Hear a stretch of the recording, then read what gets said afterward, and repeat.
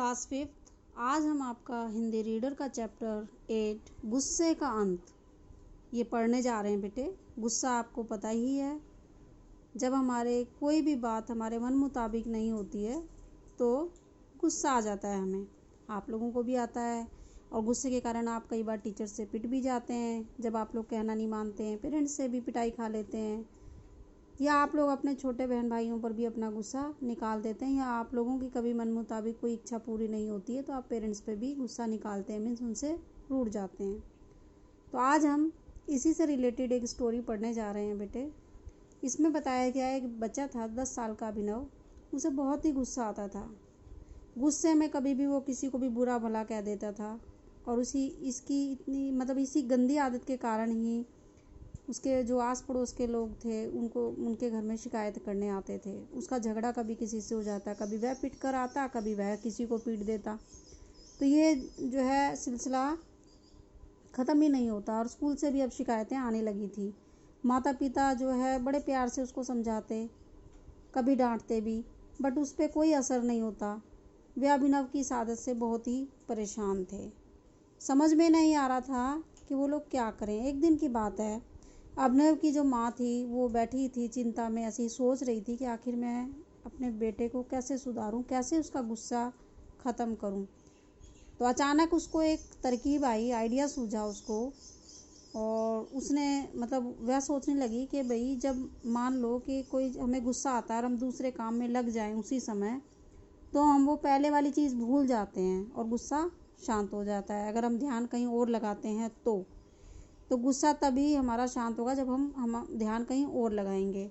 तो यदि उसे बाहर निकलने का कोई रास्ता मिल जाए, तो अभिनव की माँ ने यह तरकीब अब सोचा कि मैं अभिनव पे एक बार आजमा के देखती हूँ। फैसला किया कि चलो उसी पे आजमाऊंगी। अगले दिन माँ ने अभिनव को अपने पास बुलाया और प्यार से बोली, बेटे, तुम मेरे प्यारे बेटे हो। मैं जानती हूँ कि तुम भी मुझसे बहुत प्यार करते हो। क्या तुम मेरी एक बात मानोगे? तो अभिनव बोला, हाँ माँ, बोलिए क्या बात है, मैं आपकी बात मानूंगा।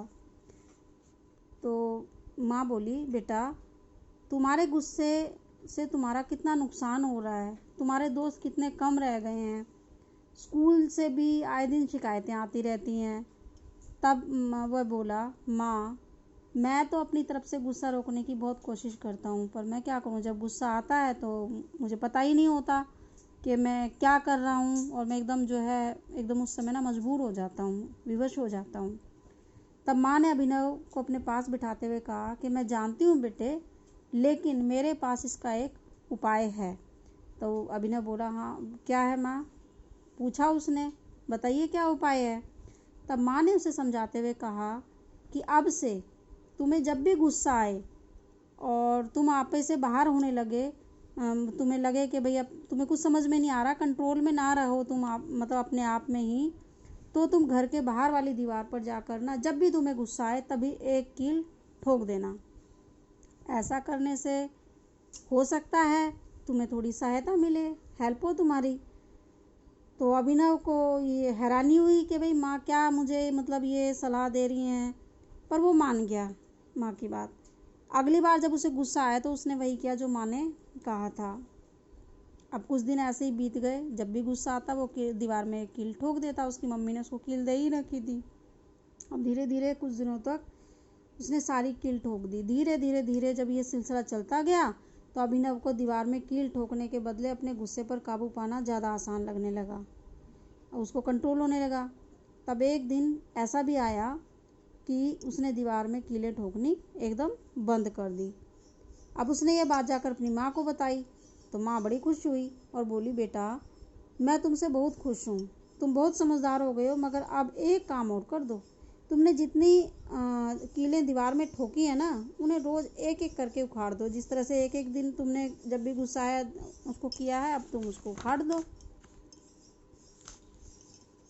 तब अभिनव ने ऐसा ही किया, एक एक करके सारी कीलें उसने उखाड़ दी। जब सभी कीलें निकल गई तो उसने माँ से कहा, माँ, ये कुल 30 कीलें थी। इसका मतलब यह हुआ कि मुझे अपना गुस्सा कंट्रोल करने में, काबू करने में 1 महीने का समय लग गया, लेकिन अब मुझे खुशी है कि मैं अपने गुस्से को जीत चुका हूँ। तब उसकी माँ जो है बोली, उसकी बातें सुनी और बोली, चलो अब ज़रा मैं भी देखूं तुमने कहाँ कीलें ठोकी थी।